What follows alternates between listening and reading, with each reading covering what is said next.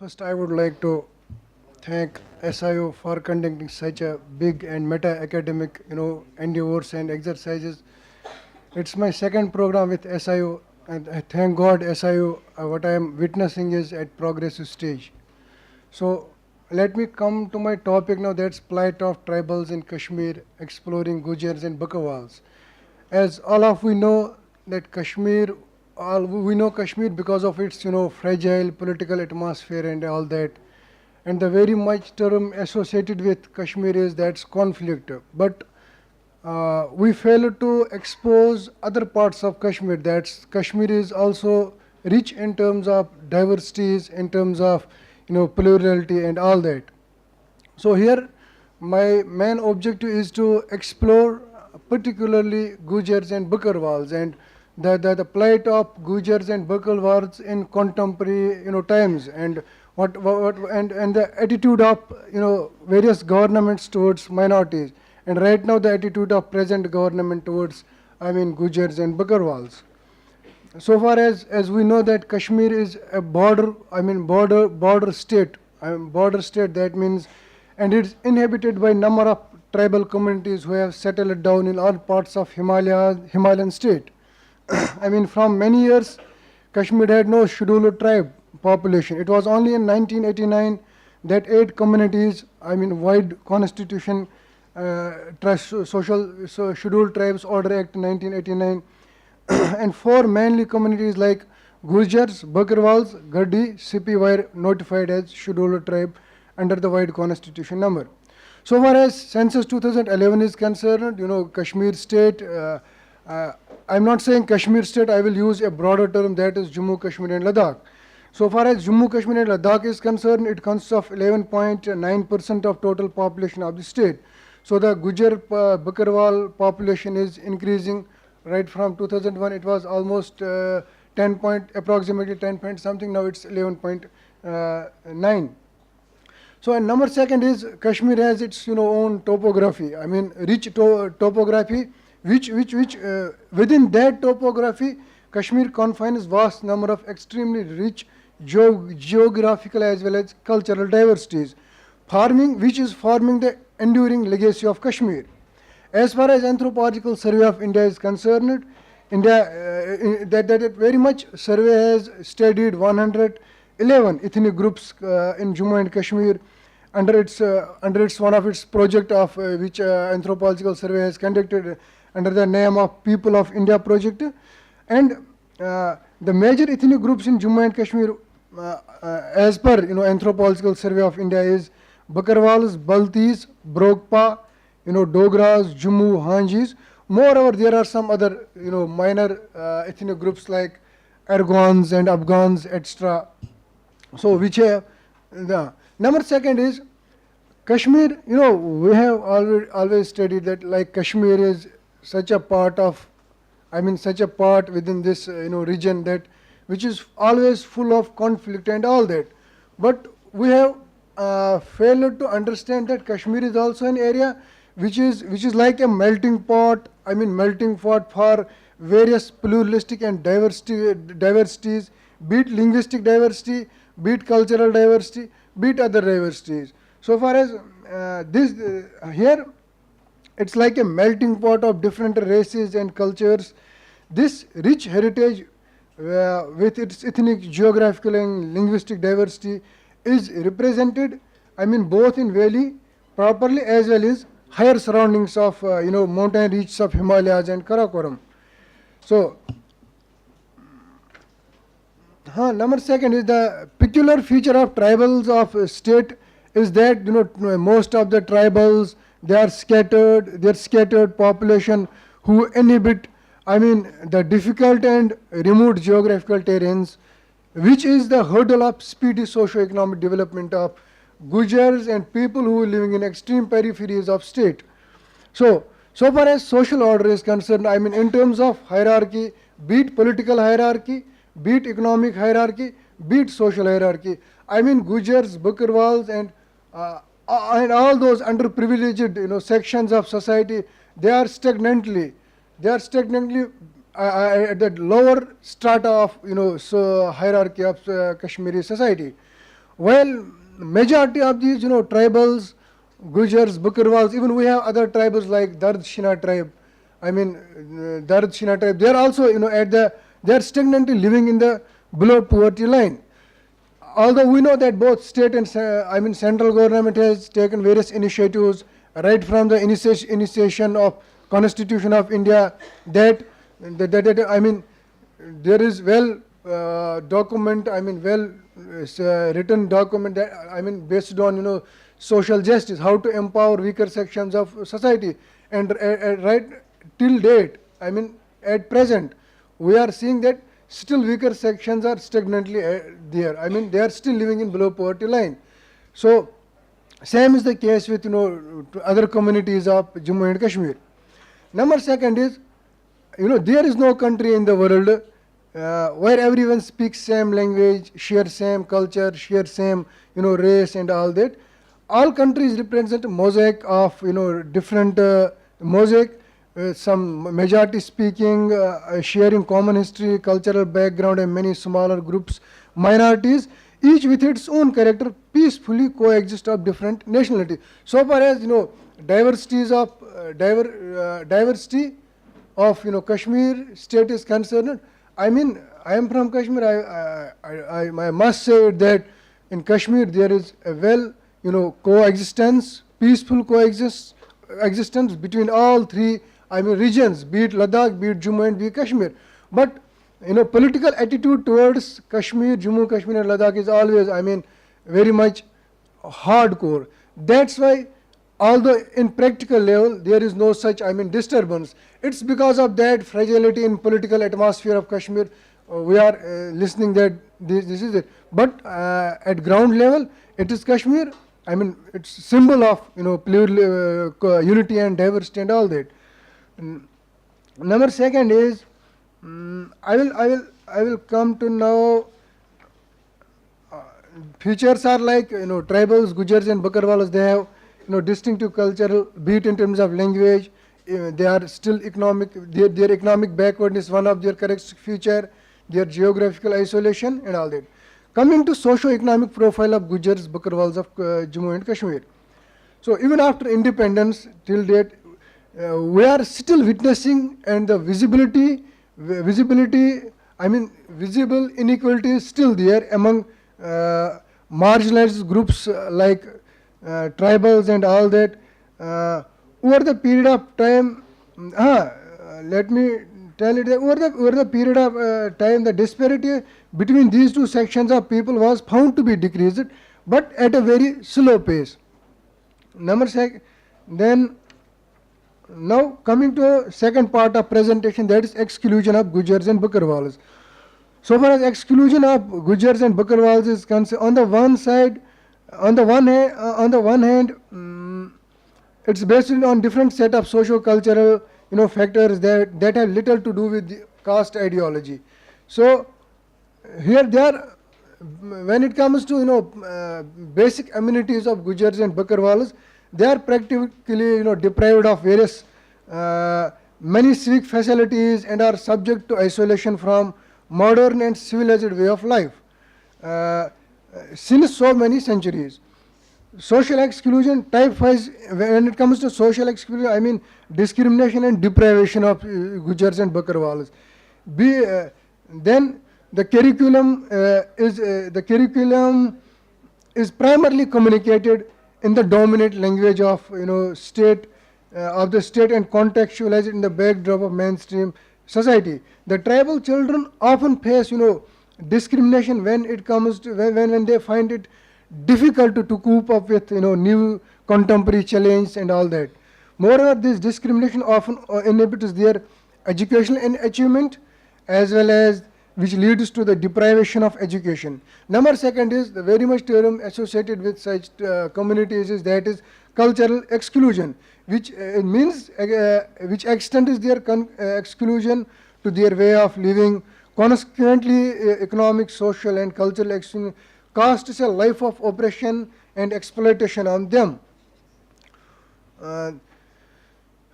So let me come to now the third part of my presentation, that's important. That's actually partition and identity erosion of Gujars and Bakarwals in Kashmir. So after partition, not only families divide across LOC. I mean, not only families divide, but so too are cultures such as Pahadi, Sheena, Gujar culture and all that. The people of broader areas including Rajouri, Punch and Gurez district on the Indian side of and the Indian side and on the other side of Pakistan, they share somehow common history and heritage.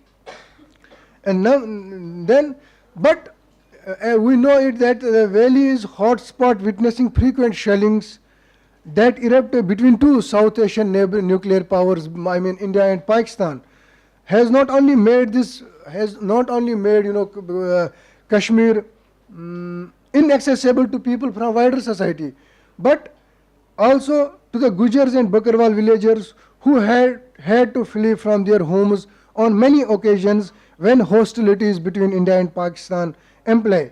The tribal identity of Gujar and Bakarwal still and was caught in pandemonium following the emergence in India and Pakistan nation states in 1947.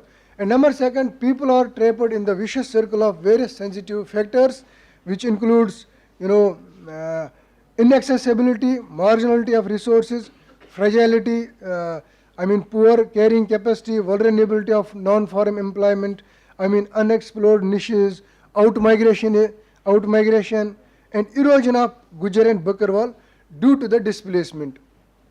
And number second is here, in Kashmir we have multiple identities like Kashmiris calling themselves as Kashmiris, and Gujars and Bakarwals and Darshina, they never call themselves as Kashmiris. They have maintained their identity. They are calling themselves and like their own identity. I am Gujar and I am Bakarwal. But when it comes to in main Kashmir region, the dominant identity is usually Kashmir. It's Kashmir identity which is dominant. So somehow Gujars, Bakarwals, and they are almost voiceless.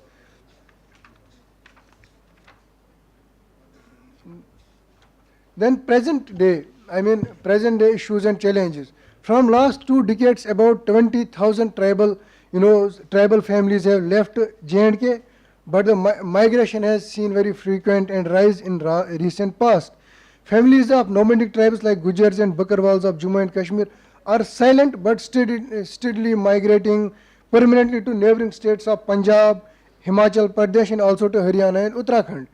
The reason ranges from communal tension, number second is shortage of fodder and space for their livestock, denial of rights over forests, restriction on the use of government land, insurgency is there, curbs imposed by army and other army on their movement in upper reach, including those falling close to line of control, harassment by other community and communal tensions, which peaked after recently alleged gang rape and murder of 8-year-old Bakarwal girl Asifa in January.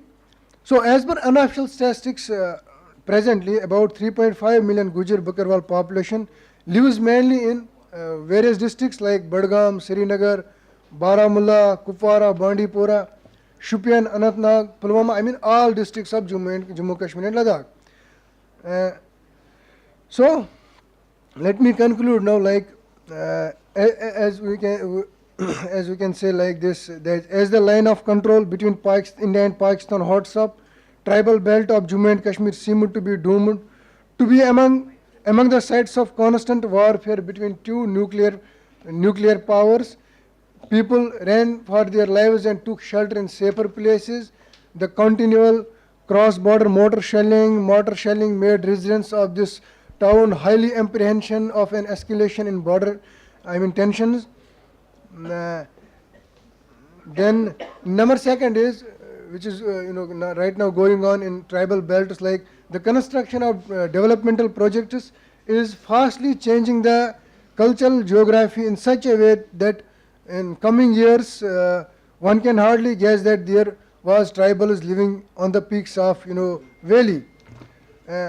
And if we need to check the progress and development of nation, we can't check it through, I mean, we can see, capitalists are basically at the, at development stage, we are saying that nation is developing. No, unless and until, the progress and nation of, the progress and prosperity of nation is judged from socio-economic status of its population, especially the weaker sections of society and disadvantaged population. And we know the disadvantaged population is, are more vulnerable and to exclusion, to problems of social exclusion. Now, finally, here I want to make some points, like the plight of Gujjar Bakarwal population across the state is miserable. So it's not, I mean, it's a duty of every research scholar, academicians, not to neglect the, identities which are in minority, be it they are in Kashmir or other parts of other states of India.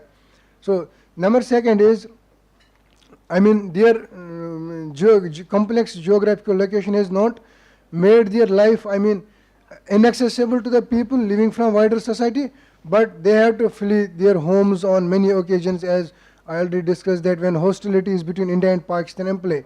So after partition, the Gujars and Bakarwals have been suffering and living temporarily in one place or another.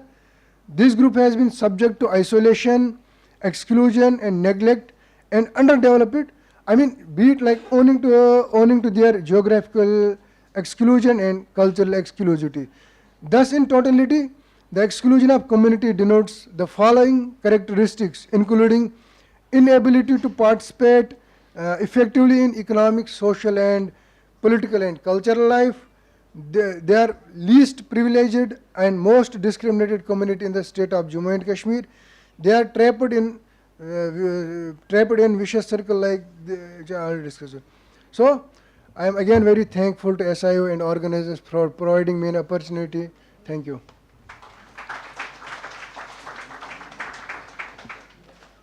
शुक्रिया सुहेल रसूल मीर साहब, जो Gujjar Bakarwal committee के बारे में, community के बारे में आपदात के सामने अपनी बात रख रहे थे। हम लोगों ने इस सेशन में 3 मुख्तलिफ़ कम्युनिटीज़ के बारे में डिटेल से जानने की कोशिश की है, तमिल, दक्कन और कश्मीर के Gujjar Bakarwal community. Now the floor is open for the interaction. आप अपने सवालात, क्वेश्चंस, क्वारीज, कन्फ्यूजन्स जो भी रखना चाहते हैं वो रख सकते हैं। जिनके पास माइक है वो माइक का इस्तेमाल कर लें, और जिनके पास माइक नहीं है वो अपना माइक बुलंद कर लें ज़रा से, जो पीछे से बोल रहे हैं।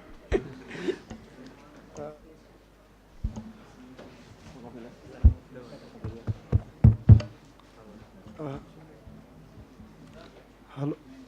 Yeah, I'm addressing this question to Professor Shahabuddin.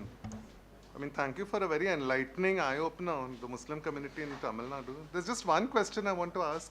What is the status of the community today? I mean, are they in the main Muslims in Tamil Nadu? Are they in the mainstream of politics, in the mainstream of administration, or mainstream of cultural life there, or do they feel marginalized? I'm sorry, I'm ignorant about this. That's why I'm asking it.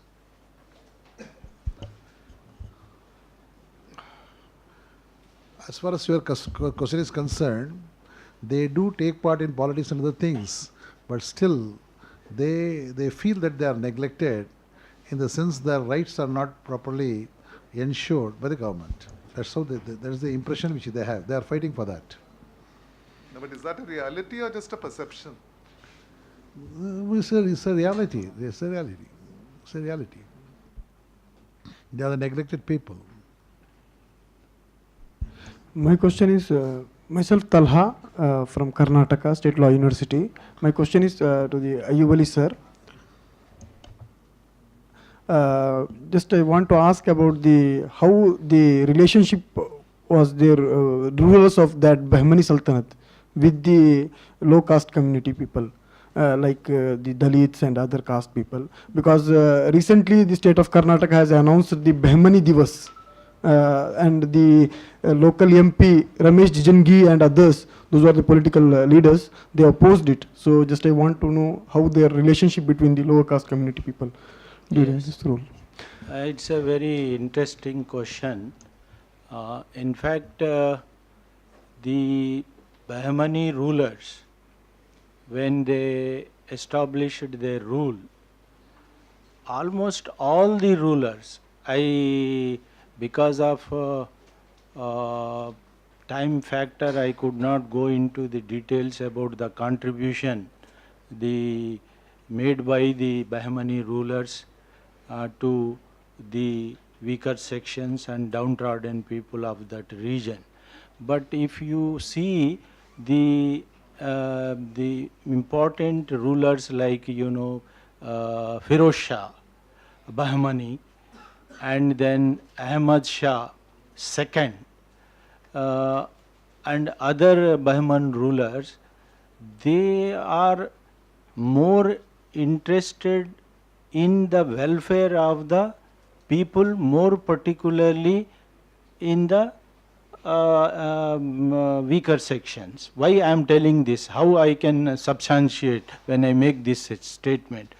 Because these Bahmani rulers, almost all I can say that they are not more interested in the political domination or more interested in political power, rather they are more benevolent in the sense, because the rulers, most of them are showing more concern towards the weaker sections because of their nature, because most of them, they are Sufi saints approach, because they are Ahmad Shah Bahmani, Firoz Shah Bahmani, these rulers more like a rulers, rather they are more like Sufi saints. That is the reason why they have invited more number of Iranians, more particularly the Sufi saints. So their approach is the Sufi saints, their attitude, and the Bahmani rulers' approach is almost the same, that they are not like maintaining some hierarchy or the power and other things, but rather they are interested in the welfare of the people.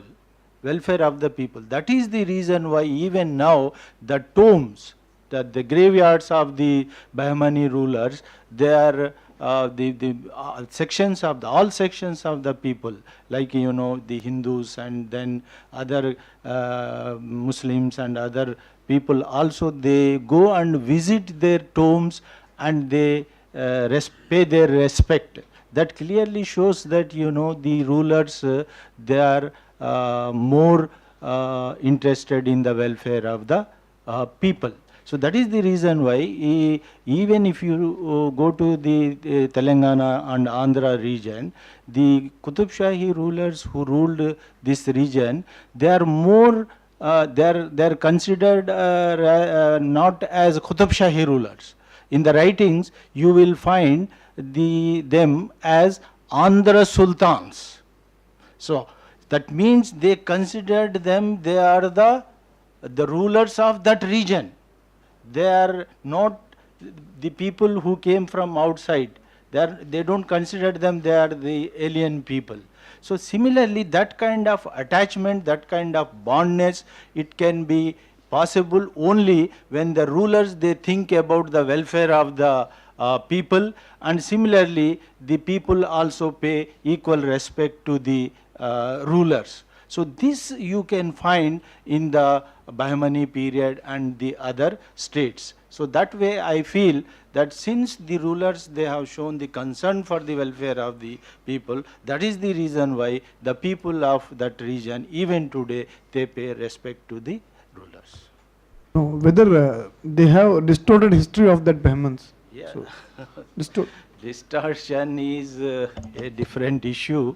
Yeah, of course, a distortion has started in Indian history long back, and this was started with I don't know whether I can say that this was started with the British historians, but I can tell you that the distortions are there in Indian history, particularly medieval Indian history has been distorted, and then it was used and misused for different reasons.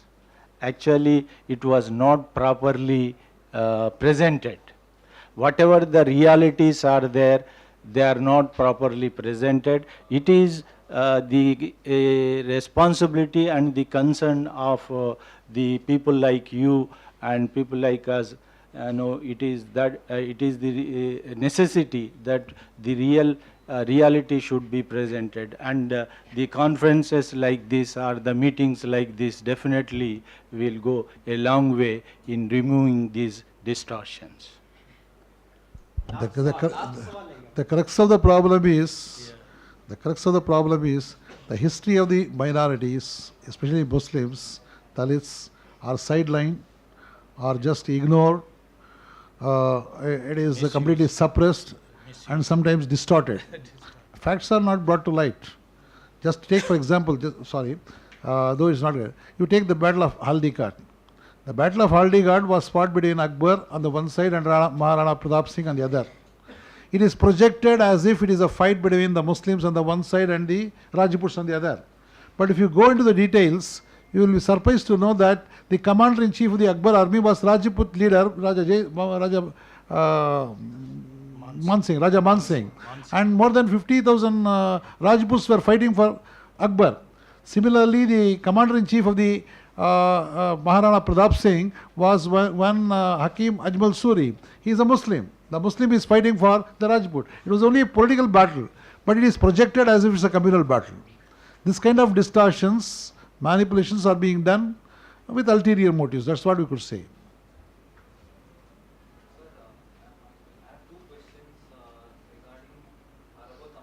Yeah.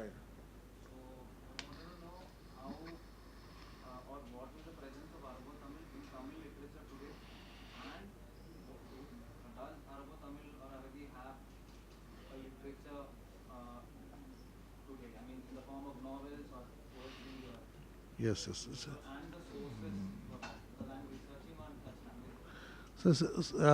Arab Tamil was evolved as a result of the intercourse between the commercial intercourse between the Arabs and the Tamilians. That language was evolved.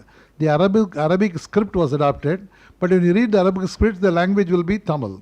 And you can find most of the Arabic words in that language. That's how the language was evolved. It developed into good literature also. You've got good literature, you've got epics, you've got a lot of poems, poetry, and other things in Arabic literature. But of late, what happens is, after the 20th century, people stopped using that language, and now Tamil is being used. It is not that much used as of now. For example, you take the place from where I am coming, Vaniyambadi. Vaniyambadi Muslims were all Tamil Muslims. They were called Arabi Muslims because they used that Arabic language, Arab Tamil. The old people, they were all using that only Arab Tamil. But the younger generation now, they switched off from Arabic Tamil to Urdu. Now they have adopted Urdu as their language. If you go and speak in Vaniyambadi, nobody speaks this Tamil or Arabi language, they speak only Urdu. They have adopted Urdu. The transition has taken place from Arab Tamil to Urdu in northern part of Tamil Nadu. Whereas in southern part of Tamil Nadu, they switched over from Arabic language to Tamil language. But you have got adequate literature in Arab Tamil. Lisanul Arabi, it's called. बहुत बहुत शुक्रिया आप तमाम हज़रात का, ख़ुसूसी तौर पर हमारे जो मेहमान आज के इस हमारे सेशन में यहाँ तशरीफ़ लाए हैं, और आप तमाम का आपकी बहुत ही खूबसूरत खामोशी मानख़ी समात ने हमारे इस सेशन को कामयाब बनाया है।